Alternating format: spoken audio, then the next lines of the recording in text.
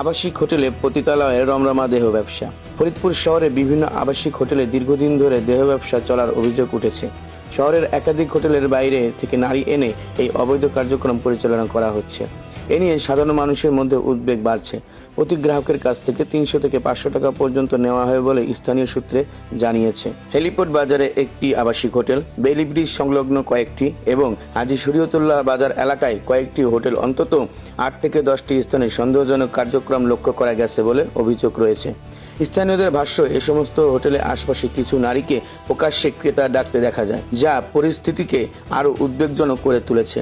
এ বিষয়ে স্থানীয়দের অভিযোগ, প্রশাসনের কিছু অসাধু কর্মকর্তা কর্মচারীর সহযোগিতায় এই ব্যবসা টিকে আছে। তাদের দাবি, অনেক সময় অভিযানের আগেই সংশ্লিষ্ট হোটেলগুলোতে সতর্ক করে দেওয়া হয়, ফলে অভিযান পরিচালনার সময় কাউকে পাওয়া যায় না এবং অভিযানের কার্যকারিতা নিয়েও প্রশ্ন উঠেছে। তবে প্রশাসন সেটা অস্বীকার করেছে। এ বিষয়ে জানতে চাইলে ফরিদপুরের অতিরিক্ত police super crime and ops Mohammad Shamsul Azam বলেন, দেহ ব্যবসার মতো অবৈধ কর্মকাণ্ডের বিরুদ্ধে পুলিশ সবসময় কঠোর অবস্থানে রয়েছে।